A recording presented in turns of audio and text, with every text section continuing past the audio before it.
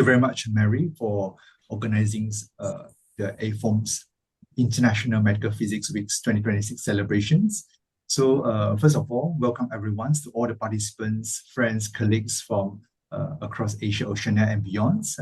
Thank you very much for joining us this afternoon. So we'll start to celebrate our ceremonies with the welcome speech by the presidents of the AFOMs, Professor Anupama. Okay, thank you. Is it audible, eh? Yes, we can hear you. Okay, thank you and good day to all. And it's our privilege to have the distinguished presidents of the AFOM national member organizations, esteemed colleagues, honored guests, and dear friends across the Asia-Oceania medical physics community. You know, this week is the International Medical Physics Week 2026, and we are organizing this week with the IOMP theme, Sustainability in Healthcare, the Medical Physics Contributions. Other than the webinar, we have thinking the XCOM that how we can organize in a different way, because the main issue is you are the real members and you are the NMOs and affiliated NMOs on base the AFOM is constituted. So we would like to having a bridge in medical physics with the presidents and indirectly to all the members of the Asia-Oceanias in community. So this is an unique opportunity. So to bring out of the leaders from across our region to share their experience, achievements, vision for the future of medical physics in the respective countries. You know that we are all medical physicists and we are very much concentrated in the directly to the patient care. And this is very much important that technology is updated as well as the innovation healthcare is coming. So from the radiation oncology, diagnostic imaging, nuclear medicine, radiation protection, whatever is our discipline, but the main thing is the healthcare. So it needs to be a modern medicine in different ways. And sustainability is a very much important in these days. With sustainability in terms on every case of the patient treatment, like dose control, dose delivery, and optimizing the electricity, also optimizing the waste products in nuclear medicine. So everywhere is coming the sustainability. But before that, we have the very much disparity among the Asia-Oceania regions in terms of medical physics educations, medical physics professions, professional development, training, recognitions, and many ways. But here you see some countries are well developed and they have all the systems, and some countries in South Asia region, somewhere in the Southeast Asia regions, there are some scarcity in different aspects. So we would like to, because our main thing is to help and to assist our the different countries of the Asia-Oceania regions who are lag behind. And we'd like to make young generation leaderships as well as mentors to have to decrease this disparity. So this gathering is not only a celebrations, but this is another journey, and we will talk about our challenges, what is our journey and what we needed, as well as how to maintain the sustainability with this, what we have with our equipment, with our workforce, with our resources. So this is the platform, and this live discussion, I hope will help. And I will request all the NMO's presidents to stimulate your members to join this kind of sessions and this kind of things. And utmostly, in the coming AFOMP conference, 9 to 11 December in Busan, Korea. This will be an amazing conference. We would like to have your strong participations in that, and we are all will request, and we will have a very email from our Secretary General. Please join there and see how we can move further, not only research and also to have recognize our medical physics professions. And also, I must say, you know that AFOMP Awards, it's always declared in the AOCMP conference, and this time it will be in Busan, Korea.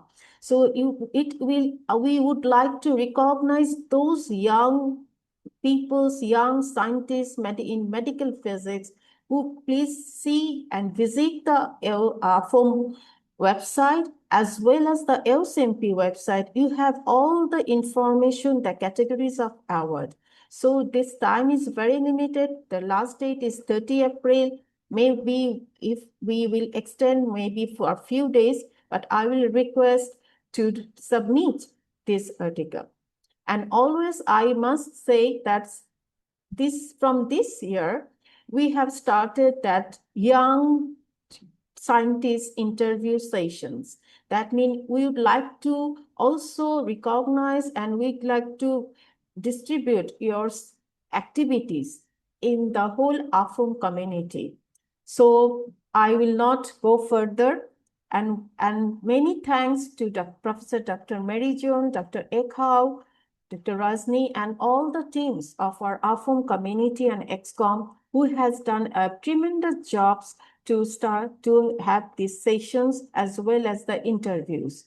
So I extend my heartfelt gratitude to all participating presidents for joining us and give your valuable time and your valuable insights. Your leadership certainly inspired the next generation of medical physicists and strengthens our collective mission. Let us use this occasion to reaffirm our commitment to collaboration, sustainability, innovation in healthcare through medical physics. So thank you all for being part of this meaningful celebration, and I wish everyone an engaging and inspiring session ahead.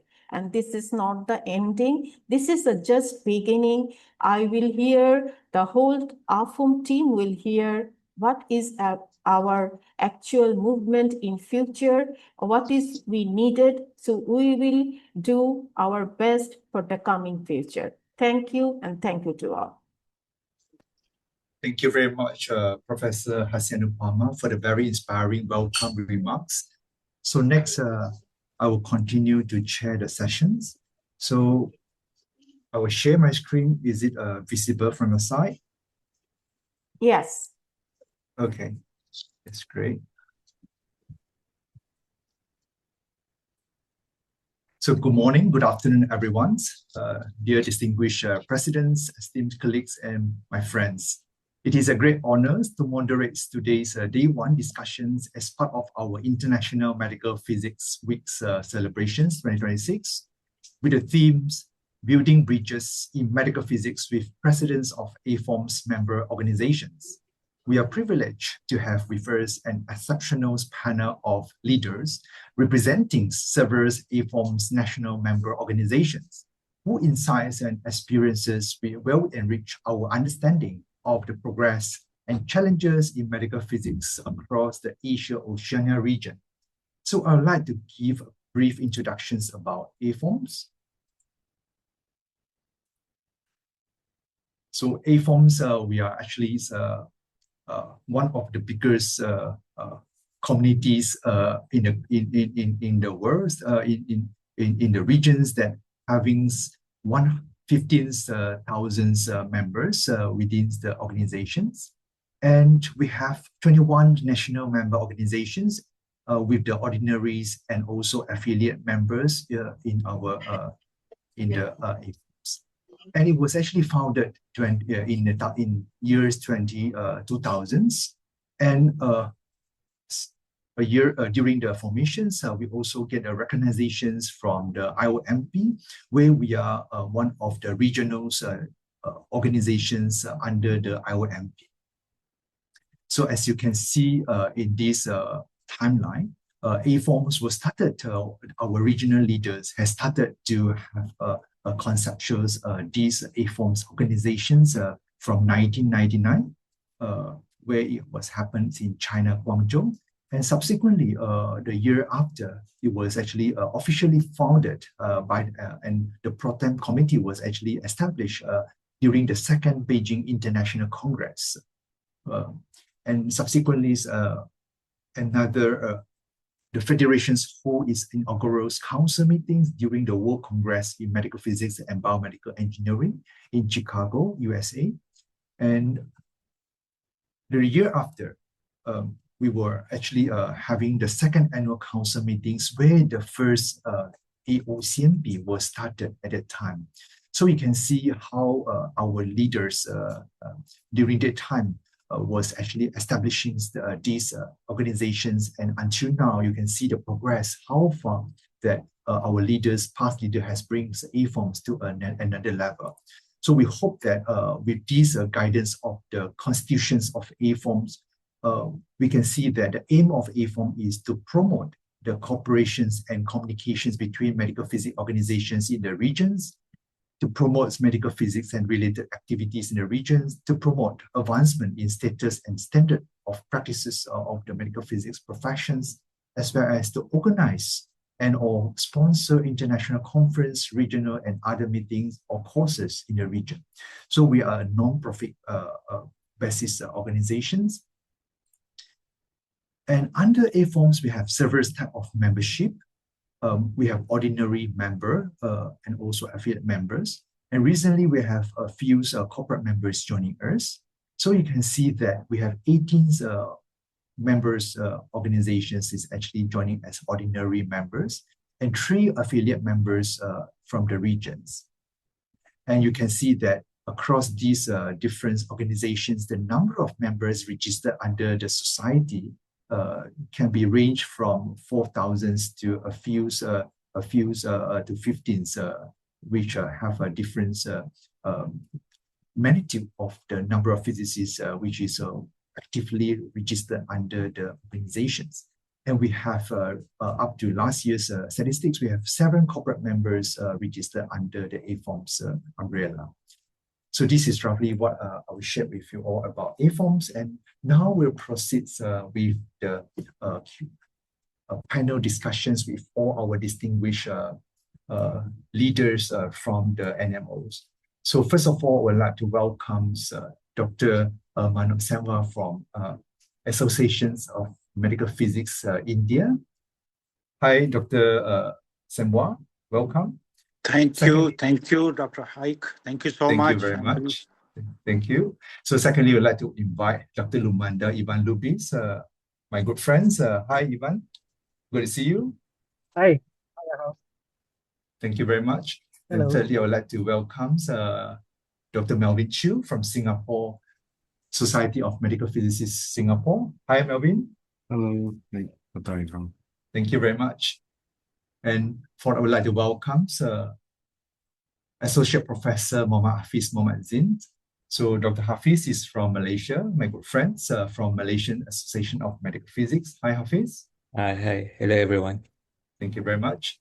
And fifth, I would like to welcome the President of Korean Society of Medical Physics, Dr. Phum Bae Kim. Hi, Dr. Kim. How are you? Hello, everybody. Thank you very much. And I would like to welcome my friend from Philippines, Raymond Halo. Hi, Raymond. Hello, good afternoon from the Good Philippines. afternoon. Thank you all for joining in these special ceremonies of AFOMS for the International Medical Physics Weeks 2026. So let's get the ball rolling.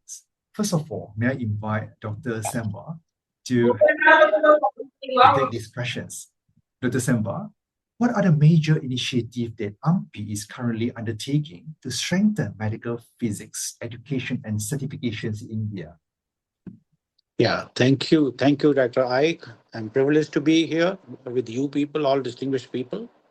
We have many angles of looking at it, but just to brief you, we first of all recommend curricula and infrastructure requirement for teaching institutions. Whoever is teaching medical physics in India, there are very limited institutions, around 20 odd. So we suggest our curricula to them, and depends on whether they accept, how much they accept. Then we constantly interact with the regulatory and government authorities and administrators to look into the curricula and infrastructure requirements for starting a medical physics course. So we start there from teaching medical physics. Then those who are taught and who get trained, for them we conduct seminar and workshop on relevant topics. And now I'm very happy to share with you all here that we have started an annual school this year onwards on medical physics. This was the first annual school in March which conducted. The year's topic was online and offline adaptive radiotherapy, physics, workflow, and implementation challenges. Faculty from United States, Germany, and Australia. I'm seeing some disturbance here. Attended this, and experts from India who are involved with this adaptive radiotherapy were also part of this with hands-on training. So it was a very successful school, and we hope to continue this in years to come. Then we have a quarterly index journal, peer-reviewed journal called Journal of Medical Physics. So that also helps us circulate and disseminate knowledge and research that is conducted here. Then we have a certification process. We have our own autonomous body called College of Medical Physics of India, which is part of AMPI, which conducts examination, two-tier examination, written and oral, for certifying medical physics. The challenge is this certification is not recognized by the government yet. And so not many people volunteer for this, but we are pushing hard. And now what we have done is government has recently in India has recently formed a regulatory body specifically for allied and healthcare professions in which medical physics also comes. So we are pushing to that body that this certification that AMPI does should be recognized. So hopefully if that happens, then the quality of practice of medical physics will go up. So this is in brief that I could share with you. Thank you. Thank you very much, Dr. Simo. I think that's very inspiring and very actively like organized, and also a lot of things happening in your country. So next we'll move on. We listen to how the MPs is dealing with how they strengthen medical physics education and certifications. And now we'd like to move our perspective or the focus in one of our neighboring country, Indonesia. So Dr. Lubis, what are the key priority of AFISMI in expanding medical physics capacity across the Indonesia geographically diverse region? What do you think? Yes, first of all, I would like to convey my happy IMPW to all of you. And it is, I'm happy that you are asking about specifically regarding our challenge geographically and how to focus our priorities on it. So our key priorities are centered on ensuring the equitable access to qualified medical physics services across the nation. And our current major focus is the distribution. You mentioned that we are geographically challenged with more than 18,000 islands and 38 provinces. So our focus is the distribution and standardization of competencies among all medical physicists so that all professionals working in different regions, regardless of source level, can deliver consistent and safe radiological services. And to achieve this, we are currently prioritizing to scale up the workforce pipeline through, I think, one of the unique program, which is the medical physics professional program, which is the degree program after bachelor's. And this includes our pursuit to recognize the prior learning of senior medical physicists as a pathway to upskill existing practitioners. We also seek to standardize the competencies nationally in alignment with the emerging standards from the state, from the College of Medical Physics, and from the National Health Council under the Ministry of Health to ensure the uniformity of clinical capability across nuclear medicine, diagnostic and interventional radiology, and radiotherapy services in which medical physicists are needed. We also aim to strengthen the CPD, the continuous professional development, through structured training programs, including modality-specific packages and those to support existing medical physicists as well as to support the early career medical physicists and for development and research. I think that the our current aim that we are pursuing. Hopefully that helps. I hope. Yeah, definitely. I think one of the we are really like inspired by your leaderships and from the organizations that actually brings a lot of development in your country. That we heard that a lot of linear is being installed, a lot of facility is being built out in order to equip to fill the gaps that actually to provide a good quality services to the country and in order to take care of the patients. So that's very inspiring, Ivan. Thank you. Thank you. So next we'll move on to our friends in Korea, Dr. Kim. So Dr. Kim, so I think we are quite more general discussions that I think this year we are actually very looking forward to go to Busan to participate in the AOCMP 2026. As you can see that in the beginning of our sessions, we're actually with the permissions of the local organizing committee. And there's a fantastic video that actually showcases how Korea is welcoming the world to attend the AOCMP 2026. Dr. Kim, would you like to share a little bit with us how that you would like to inspire our communities, what the Korean can offer indeed at this stage in terms of medical physics or AOCMP 2026? Please enlighten us. So wait a moment, please. Yeah. Okay. So I'm very pleased to meet here. Then so in the AOCMP 2026 in Korea held in Busan. So on the September 9 to 11, right? Yeah. Okay. Distinguished guest as president of the AFOMP member organization and fellow medical physicist. So it is my great honor and the pleasure to family invite you to the 26th Asia Oceania Congress on the Medical Physics, which will be held in the beautiful port city of Busan. Yeah. The theme of this Congress is beyond precision, pioneering the era of intelligent medical physics. As the president of the Korean Society of Medical Physics, I am proud to share that Korea is leading these digital transformations.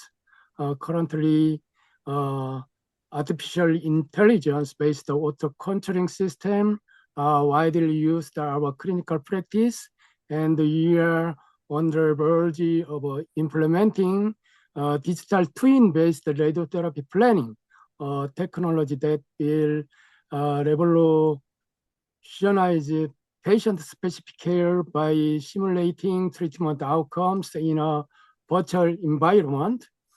The AOCMP 2026 will be a premier platform to share these innovations. We will explore first of all the integration of the AI and the big data in the radiation oncology and advanced particle therapy, including PNCT and FLASH, and most importantly, how we can ensure sustainability in medical physics across the AFOMP regions. Finally, Busan, so with its perfect blend of tradition and modern infrastructure at the Busan Port International Exhibition and Convention Centers, so BPX is ready to welcome you. So please join us in Busan to share further intelligent medical physics together. I look forward to seeing you, everything new, all in September 2026. So thank you.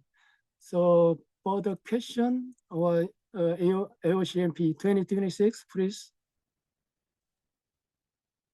Thank you, Dr. Kim. I think we are hoping and we are looking forward to learn from you guys about how you leveraging the AIs and how the advanced technologies in medical physics practices that applies has been innovated in your regions. Thank you very much, Dr. Kim. Thank you. Yeah. So next we move on to my good friends, Dr. Hafiz. Dr. Hafiz, what are the recent achievement of Malaysian Associations of Medical Physics in advancing professionals development for medical physicists in Malaysia? Would you like to share some of these your thoughts? Thank you. All right. Thank you, Dr. Iho. First of all, I would like to thank AFOMP leadership for organizing this very timely discussion. Happy International Week of Medical Physics all. So back to the question about achievements of MUM in advancing professional development. So I will not say achievement yet. Probably positive development is probably better term. A bit of history. So Malaysia actually has a very long history in the field. So we started the academic program Masters in Medical Physics in the early 90s. So I think that is way before AFOMP or even our society MUM was established. So this somehow actually created a legacy structure that did not initially incorporate formalized clinical competency pathway. And as we all know now, as the field has evolved globally, and now Malaysia is now in a phase of adapting and strengthening the other aspect of the profession, including the clinical practice to meet the international standard. And one of the recent development of in Malaysia is that our role in the Malaysian Allied Health Profession Act is Act 774, which was gazetted in the year 2020. With this development, there is now a legal framework for the registration of Malaysian medical physicists. And this exercise is currently ongoing. And we are proud that MUM is actually part of this development where we contribute in the development of this legal framework. So we started with a formal registration and also that allow governance of medical physicists in Malaysia. So these are steps moving towards standardizing medical physics profession in Malaysia. Started with standardization or unifying the academic standard of the education of medical physicists in Malaysia using this legal framework. So once all the medical physicists are registered, so we can start looking into how we can improve the competency of the existing workforce as well as establishing standards that is in norm with the international framework. And also recently, MUM has organized a strategic workshop based on a few relevant strategic priorities. We look into the SWOT for the profession, the strength, weakness, opportunity and threat for the profession in Malaysia, and plan on activities to address these challenges and utilization of what we are good at. So, for example, better involvement of medical physicists from across our diverse sectors. We have physicists working in the public and also the private sectors, universities, industries, regulatory bodies, also across geographic location. We have the East and West Malaysia are not as diverse as Indonesia, but we are still separated by the South, the China Sea. So we have the East and West Malaysia, and there's a lack of involvement in the west part of Malaysia. So we hope that this exercise can address the gap and also better utilize available resources that we have in Malaysia for the betterment of the profession and healthcare at large in this country and also in this region as well. Thank you very much, Dr. Hafiz. I think there's a very comprehensive introduction about the scenarios in Malaysia. And next, we'd like to move on to our friends in Nepal. So, Dr. Kanchan, what are the current challenges and opportunities for medical physics growth in Nepal? Thank you, Dr. Ni and AFOMP for this opportunity. I would like to thank you all for inviting me in this wonderful discussion about the sustainability of medical physics. So, I would like to say that Nepal is in the critical stage, um, characterized by both significant challenges as well as opportunity for the emerging technology and for the medical physics.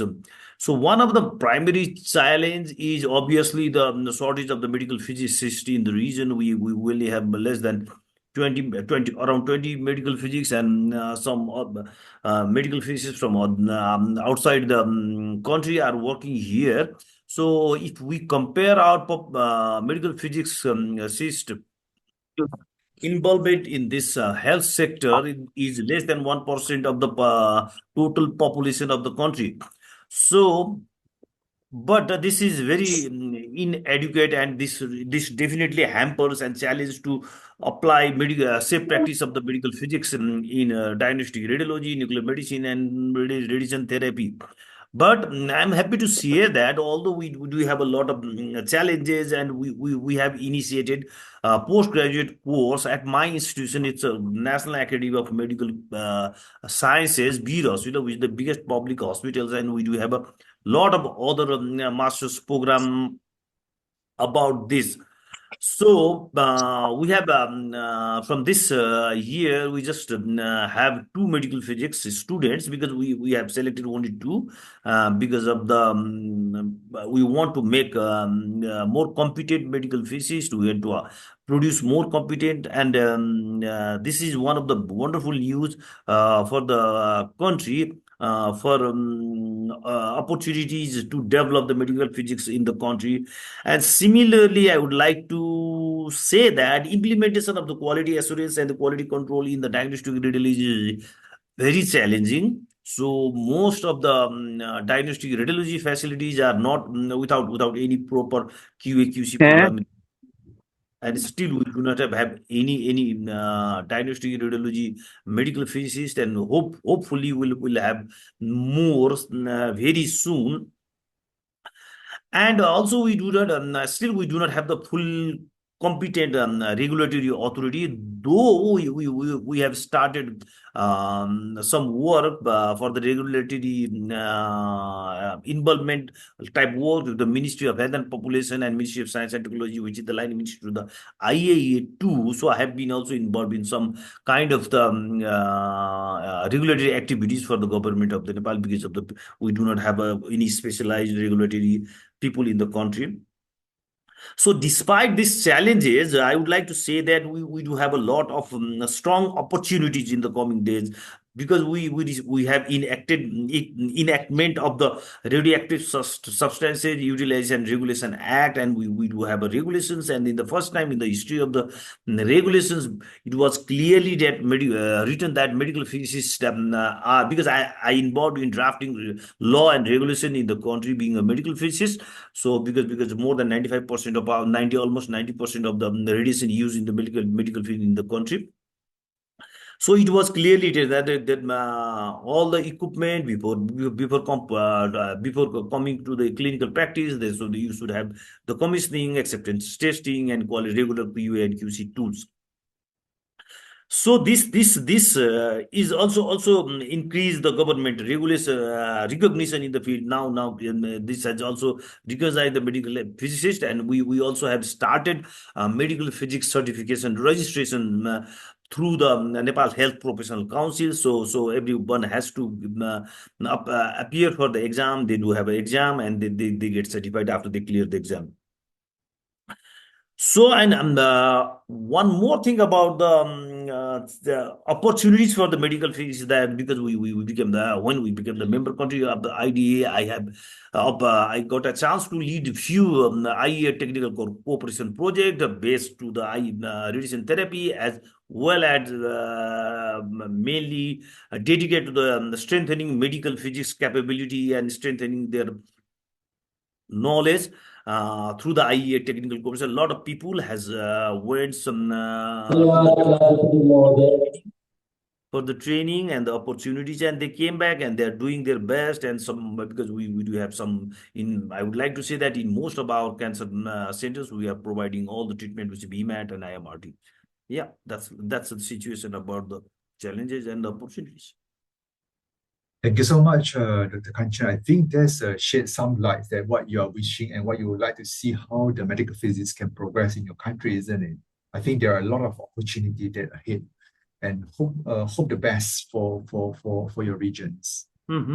Thank you very much. So next we move on to our friends from Singapore, Dr. Melvin. How is Singapore addressing the future workforce demands in medical physics amid the rapid healthcare technology evolutions? What is your thought? Thanks for inviting me here today. Maybe just to share, Singapore is really small. So with a population of 6 million, the number of medical physicists that we have is actually quite little. Including the private and public sector, the physicists are around in the range of 60 to 70. The rest are actually in the vendor sector. So I guess there's a workforce issue in the sense that not really an issue. We do have to strengthen our workforce by being able to produce a pipeline of medical physicists. So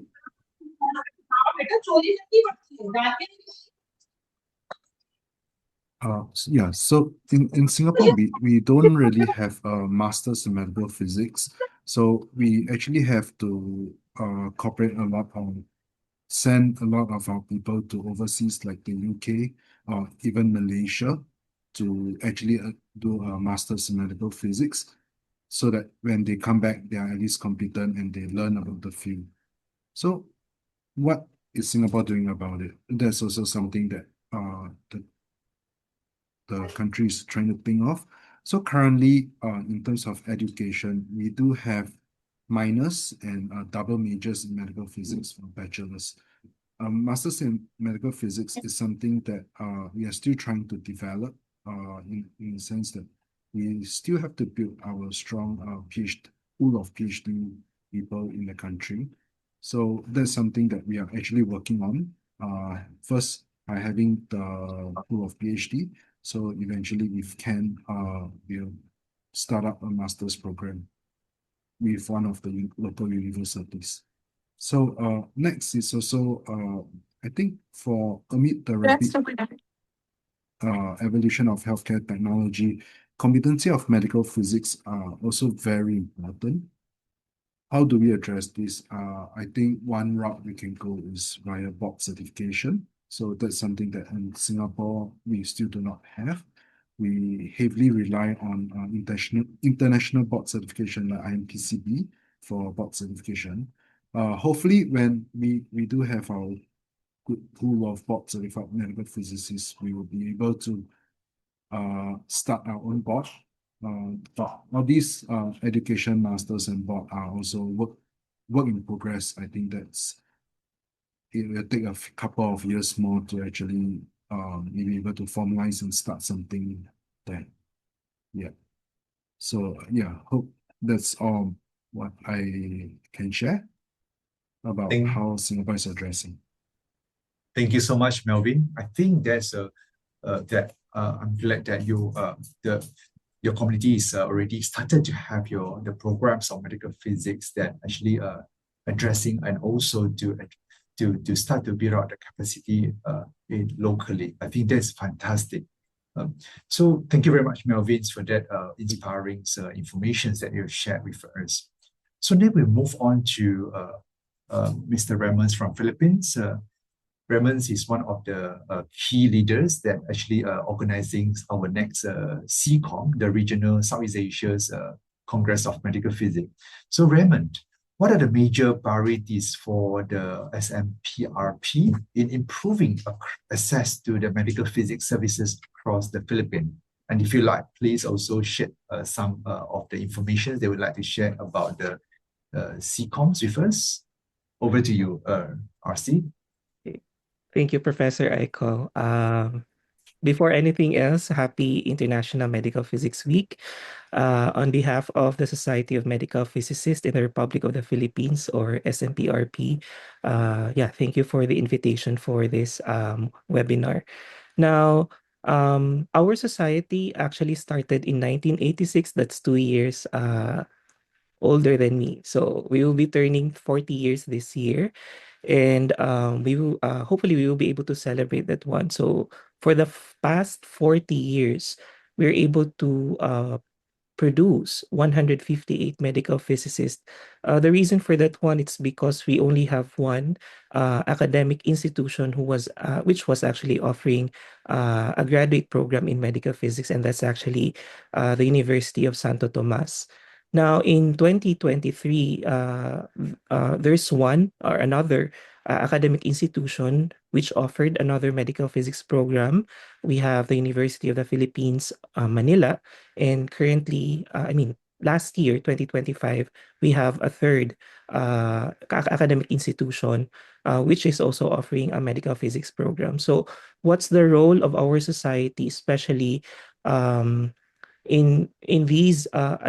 With these academic institutions offering the medical physics graduate program. So, we are actually very fortunate that we have good network in our academic institutions here in the Philippines. So most of the time, not most of the time, but always, they usually tap us as technical working group to actually check on um, the academic needs of establishing a medical physics graduate program.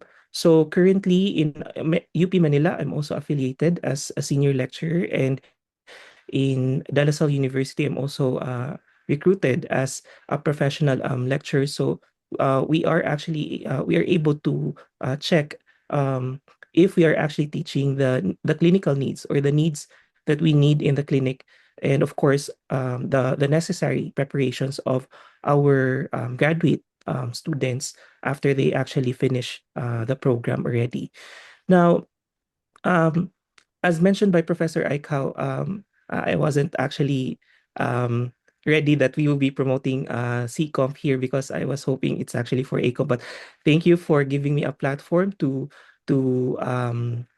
promote the Southeast Asian Congress of Medical Physics.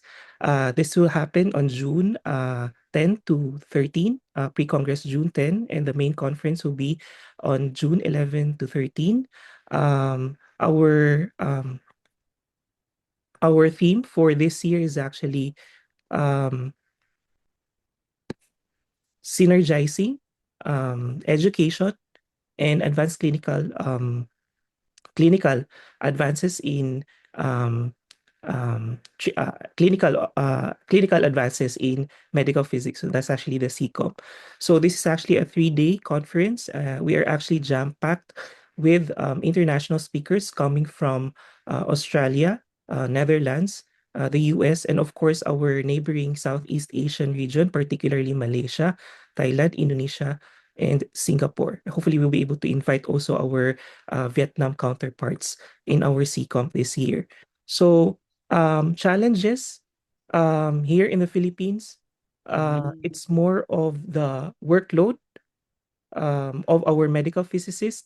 In my case, I'm working 3 hospitals right now, and other medical physicists are also working more than 3 um, hospitals. So we are actually at the stage that we need to produce more medical physicists so that we can actually cover the whole Philippines, especially that we are also an archipelagic country, the same as Indonesia. So we're trying to decentralize the training centers of medical physics in our country. So currently it's centralized in the Luzon area, particularly in the national capital region. And we are trying to set up one training center for different specializations, particularly for diagnostic radiology, radiation oncology, and nuclear medicine in the Visayas region, that's in the central Philippines, and in the southern part of the Philippines, that's in the Mindanao. We will also be trying to put up a training center for the medical physics program. I think that's it for the Philippines. Thank you so much, RC, for giving us some insights from Philippines perspective. And here's one of the things that you mentioned about the the challenges. I think nowadays people are aware about what is happening uh, uh, in the Irans and in the regions where subsequently caused the energy crisis. So I think our profession, we have to also to be critically think about how we can help and address. So this year, IOMP had comes out with a theme of sustainability in terms of how our profession can contribute.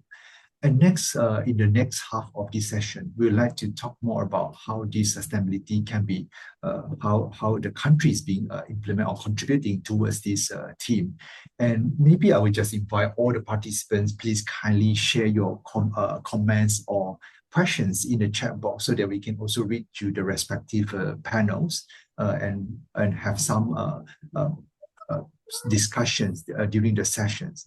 I would like to also invite the AFOM's executive committees who are online live with us to join us in these sessions. That you can also contribute your questions, your comments in these sessions. So next, I would like to move on to Dr. Lubis. Ivan, how is Indonesia integrating sustainability's principles into radiological healthcare delivery? Would you like to share some of your insights? Yeah. So regarding sustainability, it means that we need to pay attention to the outside world. It means that we need to be more attentive to what's happening in our daily life, and that relates to the availability of resources. In this term, we try to integrate the idea of sustainability into radiological healthcare, primarily through uh, the principle that we are familiar with, which is optimization and integration of the system and capacity building, with medical physicists, of course, playing a central role. So when I mentioned about optimization, we understand that uh, radiation is a resource, and to spend that to patients, we need to be very careful, and that's where our profession came into use. So we optimize with uh, between prevention dose and the use of quality. We ensure that exposures radiation are kept as low as reasonably achievable. We maintain diagnostic value, and this directly supports patient safety and efficiency of resources. And we have, starting this year and last year, uh, actively being involved in the optimization scheme in the diagnostic radiology, where we supported our national authorities in implementation of the national diagnostic reference level. So we are quite blessed that our uh, authorities heavily involve the society and the physicists to promote optimization through the use of the national diagnostic reference level. So we appointed some of our best medical physicists to promote this directly as DRL agents to help our regulatory agency to improve the data collection and accuracy of the DRLs toward an accurate and precise optimization measures. And this involves also the promotion of the national dose monitoring systems and benchmarking, and also to strengthen the human resource sustainability. So to spend the right, to place the right medical physicists in the right place. We are also in the phase of our country has the National Health Transformation Program that includes uh, a huge uh, number of procurement of X-ray devices amongst other devices. And this, again, we are quite lucky that our government involves us in the process.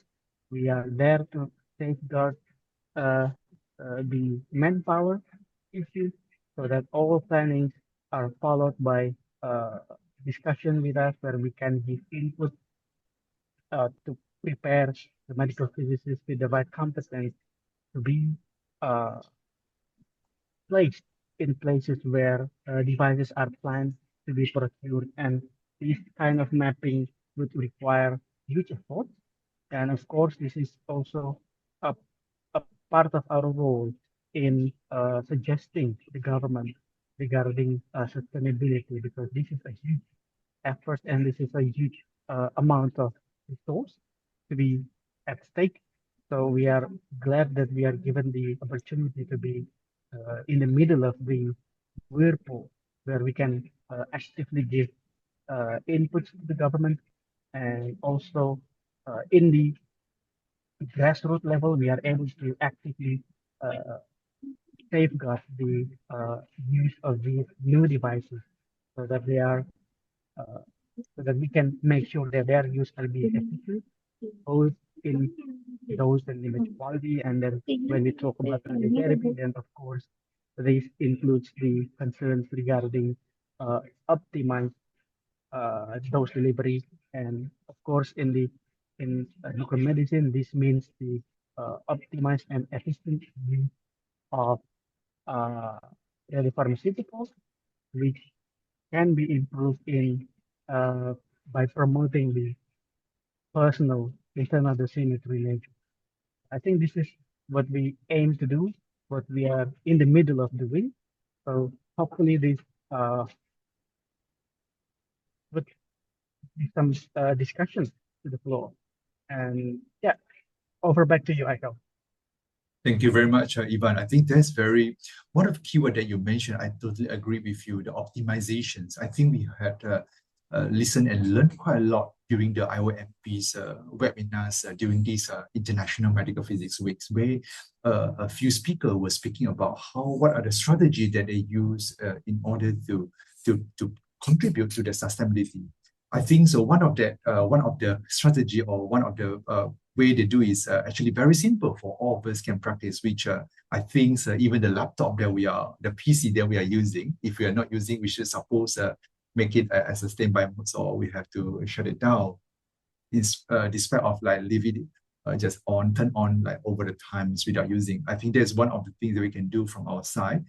Another thing we'd like to ask whether or not would it be possible, like for example, for these radiological equipments, we listens to the speakers mention about the monitorings, to quantify the energies consumptions of the machines. Will you think that this will be feasible to conduct such a research or practice in our regions? Ivan. Yes, I'm sorry. Yeah. I could. There was some mishap in the signal. Yeah. So we learned from other aspect also. They are actually coming to categorize the devices and also quantify the energy consumptions for the respective machines for example, in radiology departments. And certainly, for example, the MRI's energy consumptions, which seems to be the highest among the modalities. Yeah. So do you think that this kind of like research or practices it would be feasible to be implemented in Asia-Oceania regions? That how can we start? Is it from the research pathway that each of us can work together on this? What do you think? Yeah, I would say that this would be highly possible when we have a good discussion and relationship with other professions in the field. We need to be aware that this is a huge issue, and then we need to be in the middle of discussion with the radiologists, the radiographers, and in other perspectives. Then we can see that all these efforts can be done only when we are dealing with it together with the other professions, because our ideas will be accepted and scientifically accepted when we could prove that it is useful, not only for the profession, not only for the professionals, but also for patients. That optimizing the use of the devices will save many things, among others are the patient. Yeah, totally agree. Yes, I think at some point we can start and maybe form a small groups and start to discuss, focusing on these discussions. Talking about the research, thank you very much, Ivan. Talking about research, next we'd like to invite Dr. Kim. Learning that Korean has a very advancing in technologies, innovations, and we learned that a lot of AIs and advanced technology has been being innovated from the regions. Maybe Dr. Kim, would you like to share with us what are the lessons that can others AFOMP members learn from the Koreans model, for instance, the research-driven clinical integrations?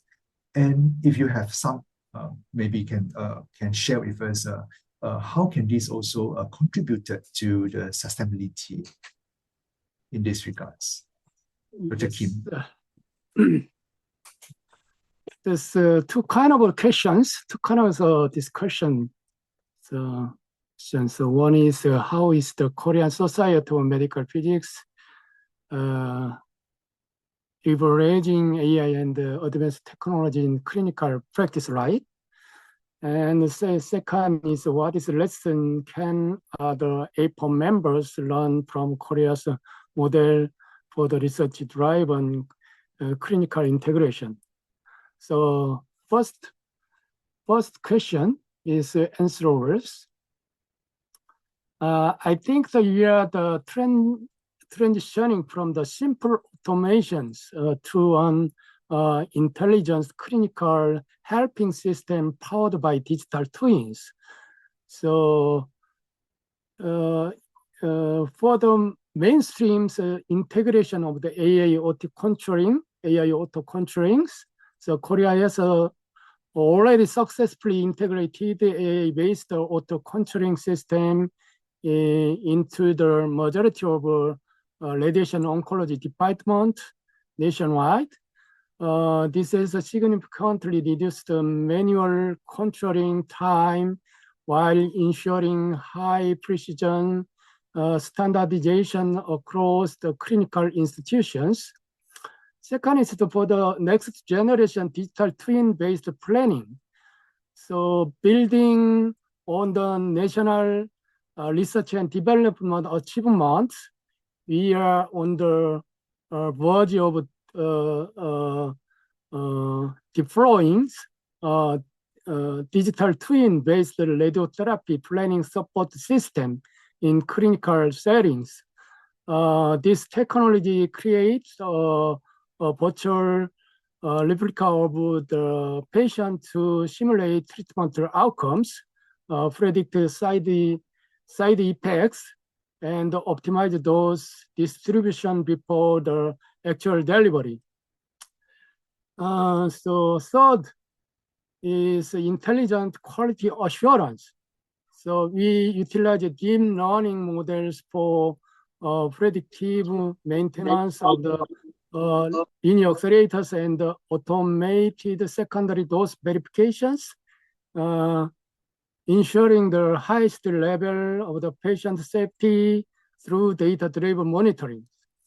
So as you know, so our one of the medical physicists already make the company for the auto controlling software developing company, right? So he additional items, and then so you know the auto treatment planning and the auto helping the treatment procedures, and the other furthermore, so you know the radiopharmaceutical treatment,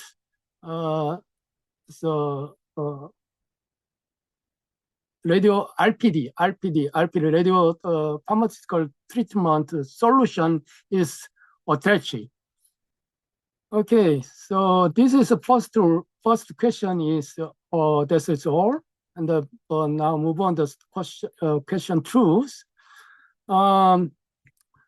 So how do our country support the AFOMP members run the our sustainability is so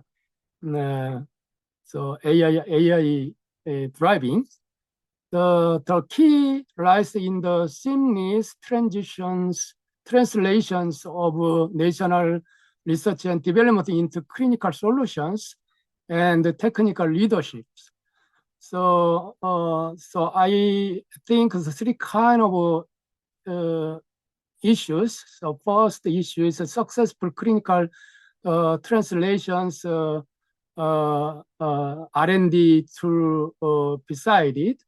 The Korean model demonstrated how government-funded research and development projects should not end as publications, but as integrated hospital systems. Interfacing with the, the EMR and the treatment planning systems that directly improve the patient care.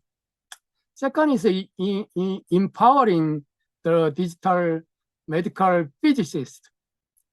So the KSMP emphasizes the redefining the role of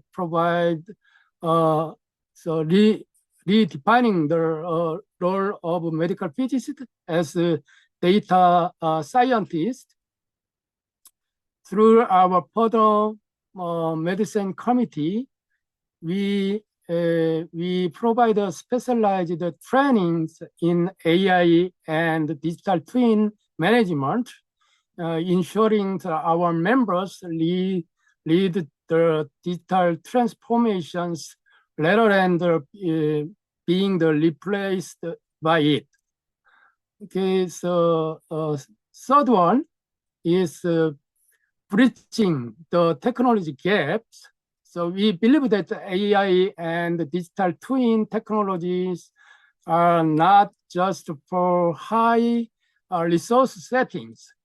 By streaming the workflow and reducing the human errors, these tools can help standardize the quality of care across the AFOMP member states, regardless of their current infrastructures. So Korea is now moving beyond the era of AI automation into a new frontier of personalized radiotherapy through digital twins.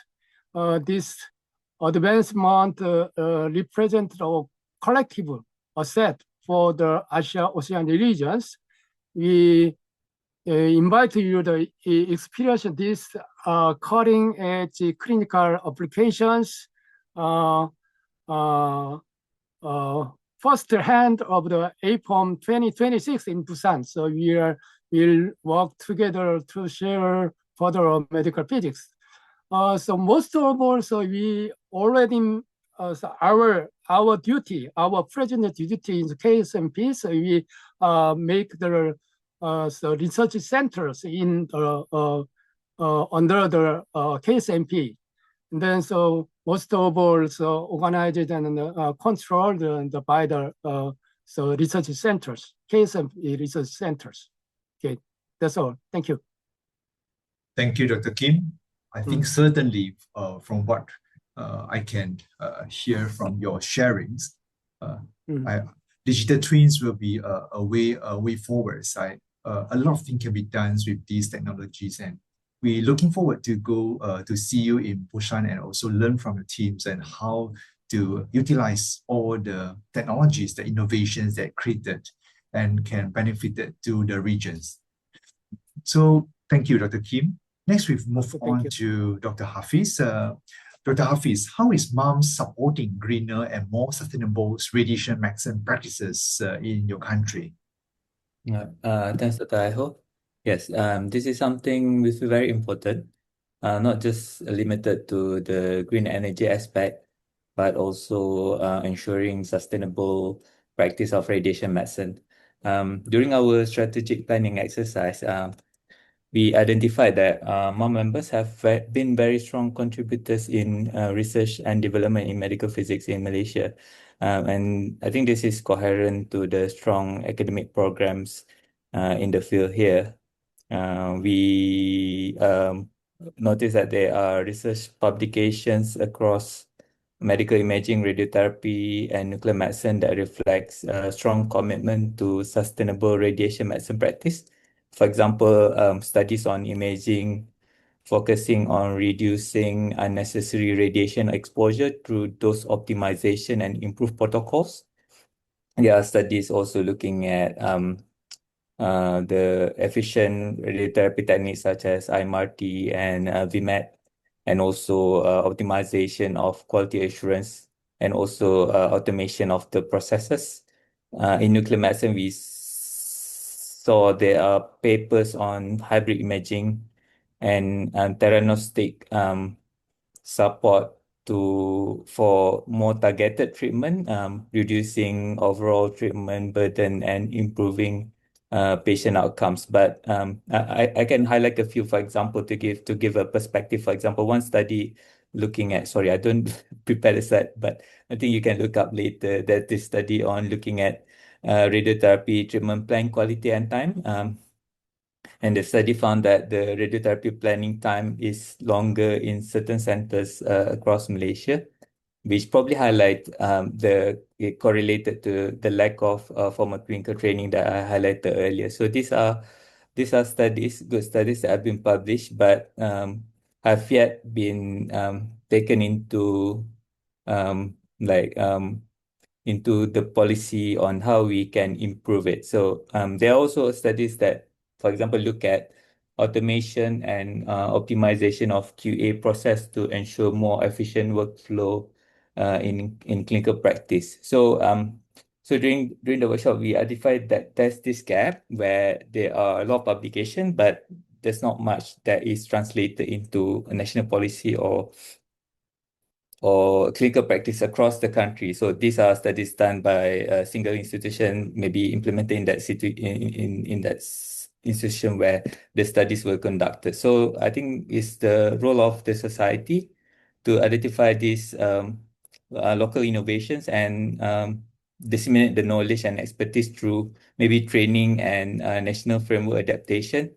That what we are currently working on is development of members' expertise portal, so where we can list down experts in the fields that I highlighted, that there are studies that have done. So at least members can connect with these relevant peers and that can help with translation of the research into clinical practice. For example, maybe utilizing process of software developed for example, in University Malaya, in a public hospital, on how they can use that and apply in the clinical setting. So I think that would really help with the development of sustainable practice for medical physics and also healthcare in general. That's all.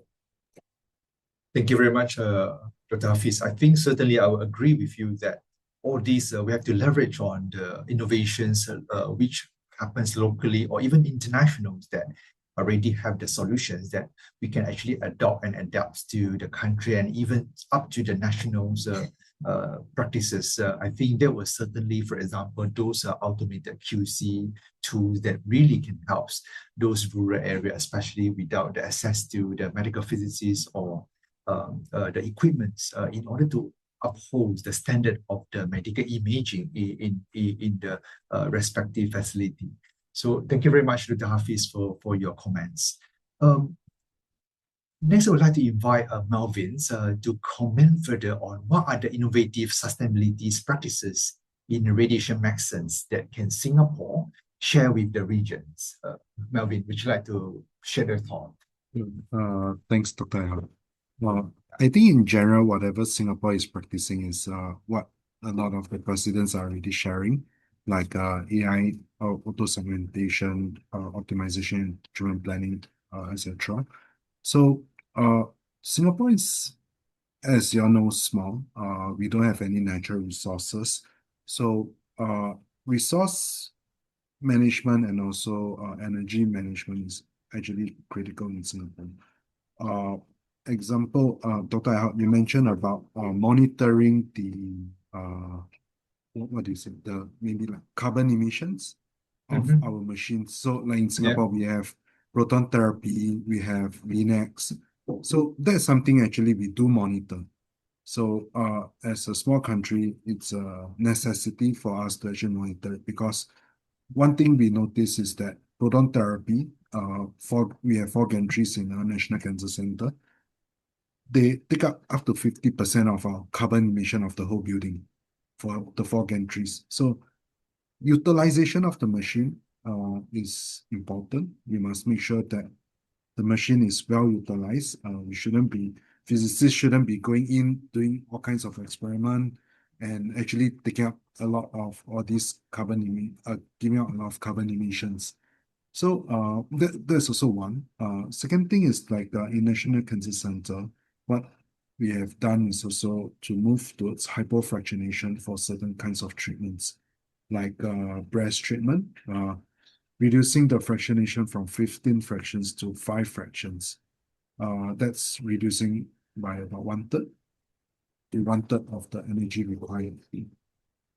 Another thing is the whole Singapore is moving towards harmonizing even our IT services. So the whole Singapore is actually transitioning into a system called Epic for managing all our IT services.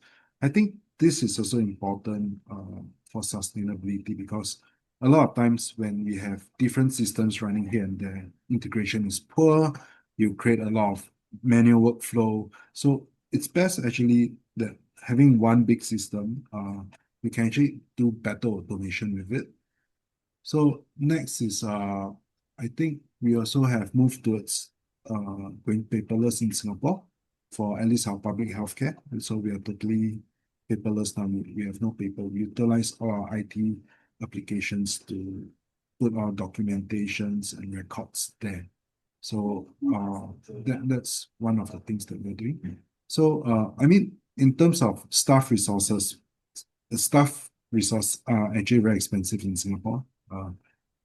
We try to automate as much processes as possible. So like using Eclipse scripting from the variant treatment planning system, we want to automate as much work as possible. Even on the TrueBeam, you can automate certain QAs for the physicists. So those are actually things to look. I think auto contouring is also things that the radiation oncologists are looking at to reduce the number of radiation oncologists they need to do contouring, and also to standardize standards of contouring. So in terms of this, I wouldn't say Singapore has much to share. In fact, Singapore has been learning from the region, like Korea, Japan, Malaysia, on all these things. So yeah, I think that's roughly what I'm sharing here. But I think that regionally wise, there's much that we can work together to streamline more things, share our experiences, maybe our customized solutions and stuff. Yeah. Yeah, thank you. Thank you very much, Melvin. I think certainly we'll work together and collaborate in order to have the best practice.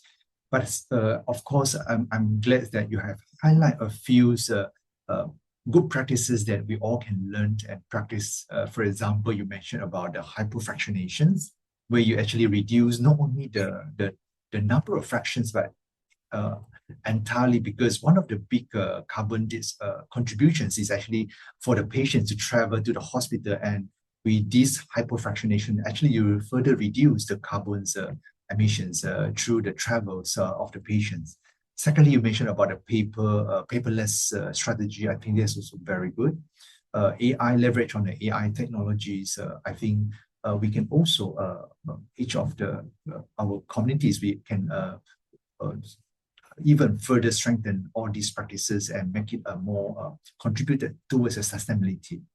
Thank you, Melvin. Next, we would like to move on to Nepal, Kanchan. So just now in your first sessions, you mentioned about a few challenges that you are facing in the country. I believe that there are a lot of opportunities and a lot of good things that are happening with your leaderships, that you actually bring quite a number of new facility and equip the centers with fantastic equipments. How can the regional collaborations through AFOMs can help to strengthen capacity building? emerging medical physics communities like IMPAL. So, Kanchan, would you like to share your thought? Thank you, Dr. Neem. So I would like to say that how AFOMP could offer a strategic pathway to strengthen capacity building for the country like Nepal. So mainly the AFOMP can facilitate a standardized education system and as well as competency by promoting harmonized curricula accreditation system and the competency framework, uh, which should be aligned with the international standards. That I think through the regional training workshop or exchange program, what we could organize, so that could not because a lot of Nepalese medical physicists cannot get a fully available system in the country, so that they can gain the practical exposure and specialized skill through the collaboration to the AFOMP. And AFO also can provide the and perform knowledge sharing and professional networking. So we could create one network so that we can discuss like what we have done through the IAEA regional project to strengthen the medical physics education and training in the region. Similar type of work we can do that can even do some research, clinical audits, and implementation of the best practice of what you have just mentioned. And similarly, AFO can support and advocacy the medical physicist issues and challenges through its through its conferences and seminars, and so that NMO and the participants, those who participate in the conferences, so they go back and they can convey their message, what they have learned through these workshops and trainings. And similarly, in my opinion, if we could collaborate with the IAEA in some like support in developing countries, because Asia we have developed to underdeveloped countries, there are a lot of differences between the clinical practices. So so if we collaborate with them and we could harmonize everything through, and we could mobilize resource from the developed and well-established the center to the underdeveloped, and things that for that could create long-term sustainability in the medical physics practices. Yeah, I think that like that. Yeah, certainly, Kanchan. Just for your information, I think you have much aware about AFOMs. We have released and published standardized curriculums for medical physics education. So this is available in the AFOM website, and feel free to explore further. And certainly leverage on the networkings that we are having at the AFOM regions. I think that will be fantastic.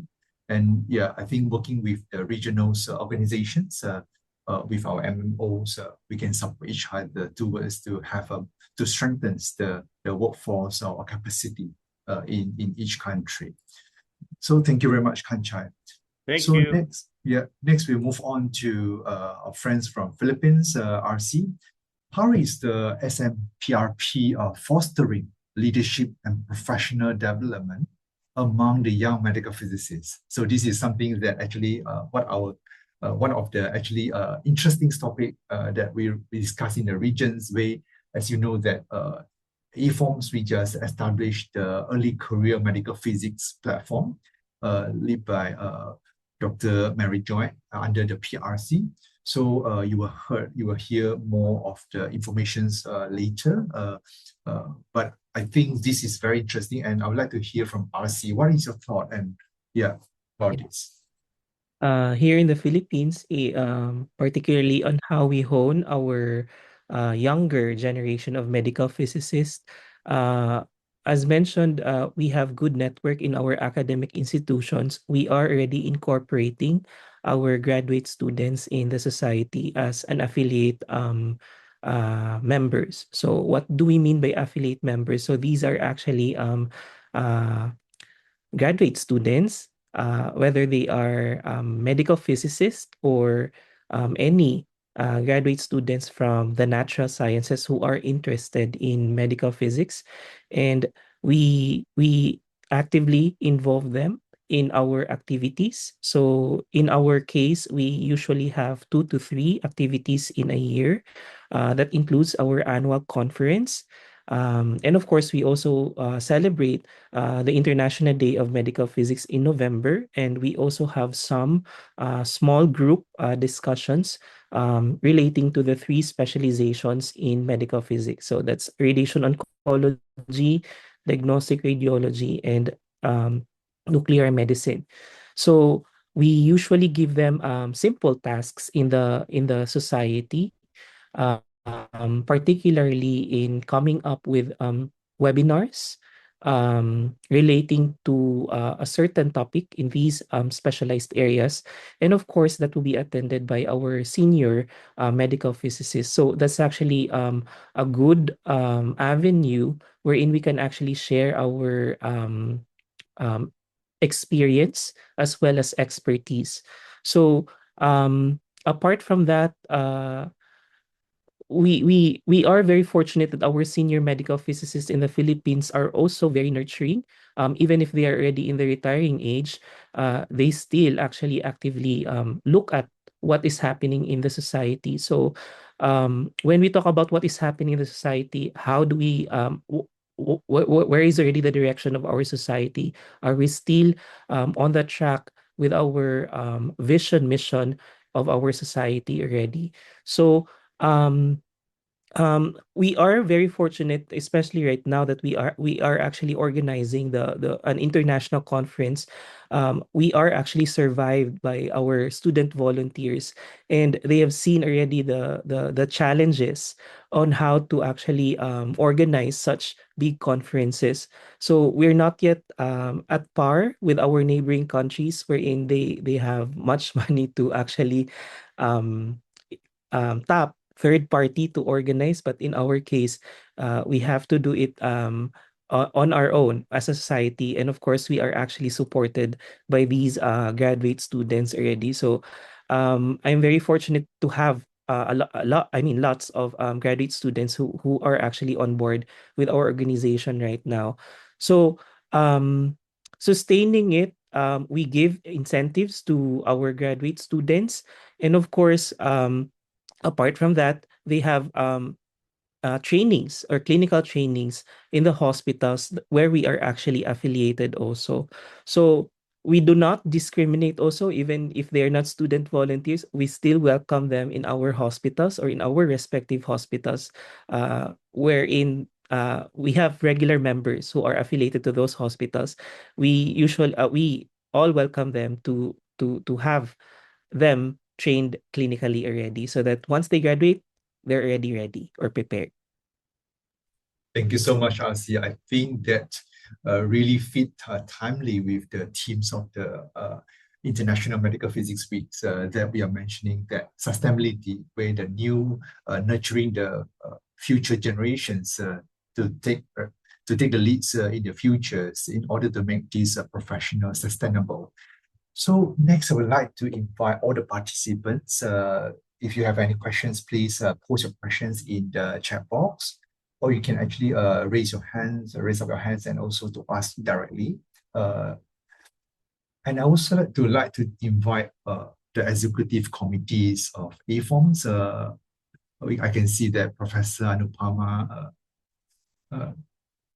Akhtar, and also Mary are here. So please feel free to provide your comments. And now we are actually at the, if there is any general Q&A sessions, we'd like to talk further about the topics today.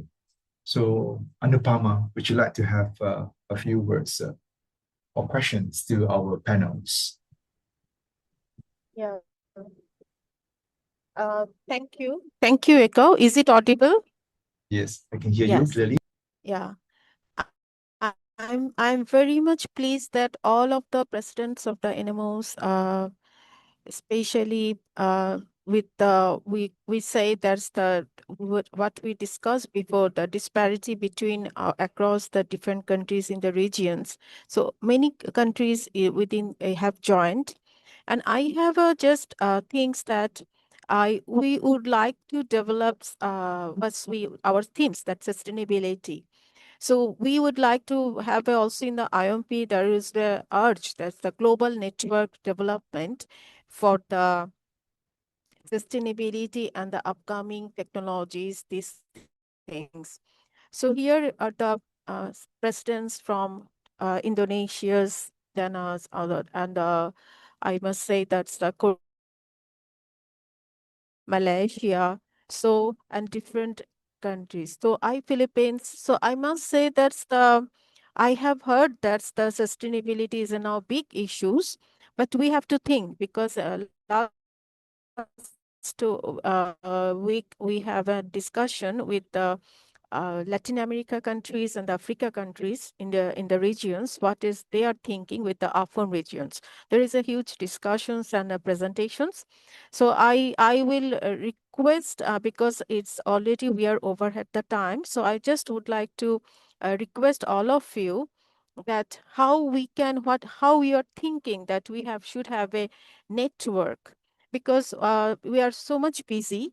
So how we can make a network for the improving the education as well as the upcoming sustainability theme and mentorships, because we have mentors, but we would like to have generate the second generations of the mentors.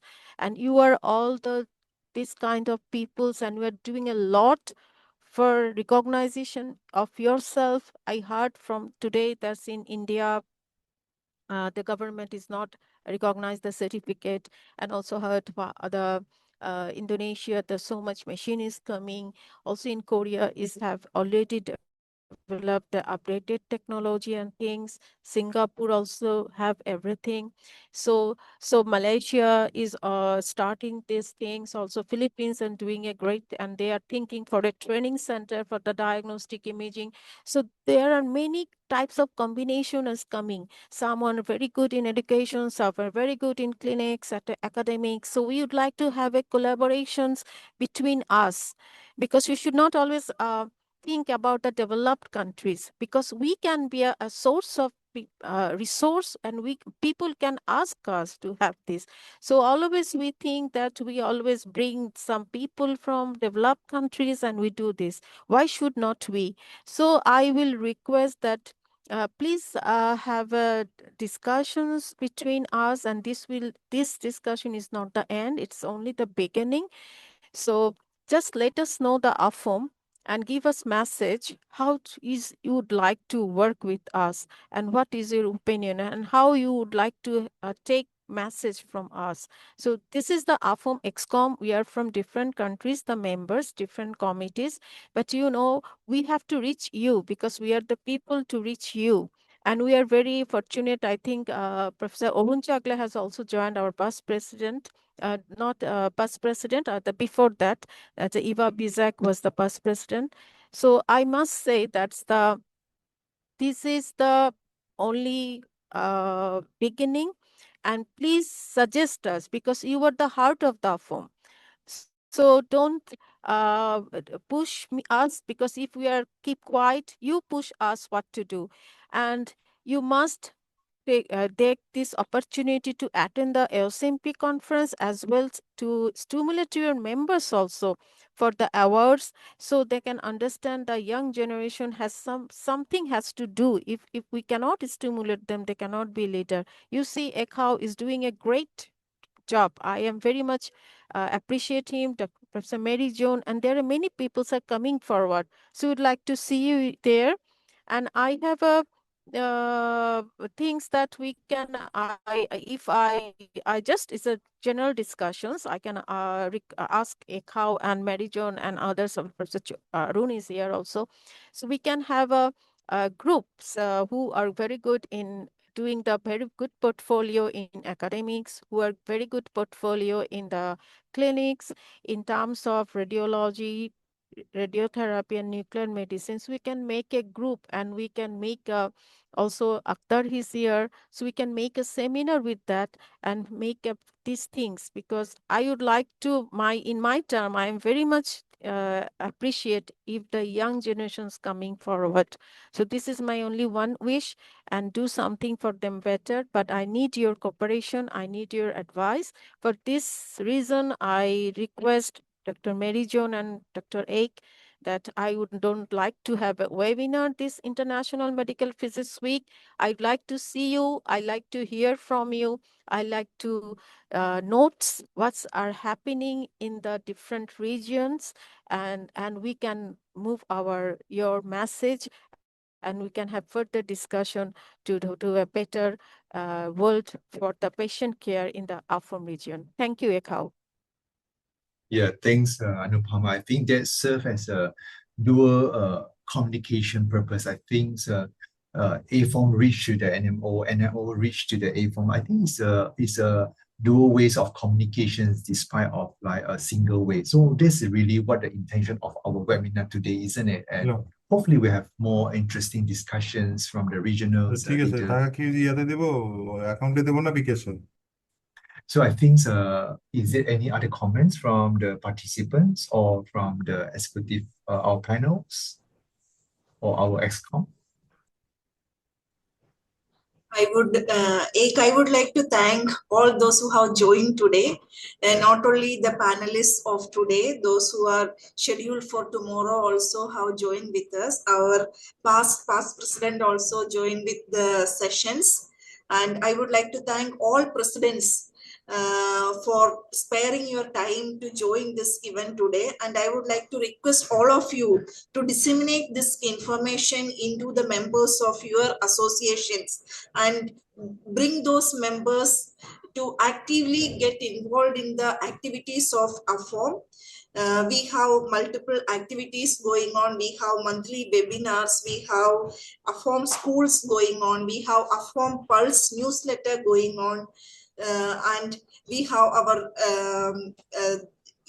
early career medical physicist special interest group coming up. So we need to ask the special theme of today's webinars as part of the sustainability discussion. As we are going on with the sustainability discussions, we need to build bridges to compensate for the disparity among all the countries of the AFOM region, Asia-Oceania region, and to harmonize all the medical physics activities across the region. So once again, I would like to request all of you to join us tomorrow also, same time. We will open 1 hour before. It's 7 a.m. GMT. We will start. So we will be online from 1 hour before. And thank you, all of you. Thank you, Ek. Kindly proceed to wind up. Thank you so much, Mary, for very great efforts of this. So let's see if there is no further questions. So once again, thank you very much, all the respective panels, presidents, and our distinguished colleagues from all over the world for a truly enriching and inspiring sessions today. So on behalf of AFOMs, I would like to extend a sincere appreciation to each of our NMOs leaders for sharing your valuable experiences, insights, and visions. Today's discussions have highlighted not only the diversity of our region, but also the common aspirations that unite us to advance patient care, strengthening educations, as well as to embrace innovations to build the sustainable healthcare systems. The spirit of collaborations demonstrated today reflects the true strength of AFOM, a federation built on partnership, shared learning, and mutual support. As we celebrate the International Medical Physics Week 2026, let us continue building bridges across the borders, institutions, and disciplines to ensure that medical physics remains relevant and forefront of the safe, effective, and sustainable healthcare. And thank you once again to Professor Anupama for her inspiring leadership, and all our executive committees for your hard work to make the AFOMs happening. Of course, to all the NMOs, you are our great partners, our stakeholders, we can work together. Without all the NMOs, we can't move. So let's work together, let's contribute and work together. And thanks to all the participants for joining us today. And we look forward to continuing these meaningful conversations in the tomorrow sessions. So I would like to pass the sessions over to Professor Hasin Anupama for your closing remarks. Over to you, Professor Anupama. Okay, thank you. Is it audible? Yes, I can hear. Okay. Thank you to all. And thank you especially on behalf of AFOMP team, Dr. Ekau and Dr. Mary John, and for their sincere efforts. And I must appreciate, because I think and all the presidents who make time, because this is a very busy schedule time in different countries. So for making this today's session so meaningful and inspiring, I think from your lectures, there are many things is there. So I can go to one by one, but I'm very much inspiring that we have came to know many problems, also advantage, disadvantage, what is the future aspects we are going to develop. So this is our AFOMP family. So which reflect the strength, diversity, and shared commitment of our member organization toward advancing medical physics and sustainable care. So I say that if you have time, and all the members to also join tomorrow, but this is from another group of NMO's president who will share their experience. And I think this tomorrow's session also will have a valuable sides. And as I always say, this is only the beginning. In the next conference, I would like to see your face physically and your members. Please inspire them, and also to include a council meeting. In the council meeting, we do not have so much presence of all of the NMOs, but we need you in council meeting. If you cannot come, please join online.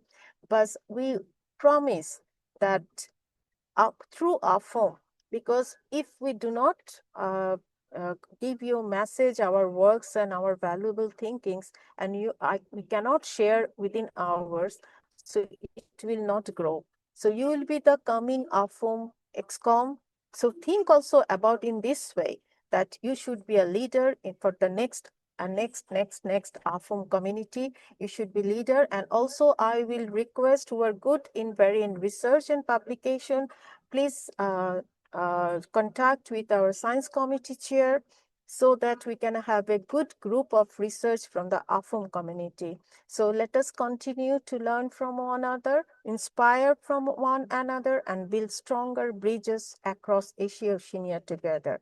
Thank you all once again, and I look forward to welcoming you tomorrow. Have a pleasant day. Thank you. Thank you very much, Professor Anupama. So before we end, can we request all the participants to turn on your your camera for us to take a group photo? Is it possible? So it will be nice to have all in the pictures. So let's get ready. If you can turn on your camera, it will be fantastic. So let's have a group photo.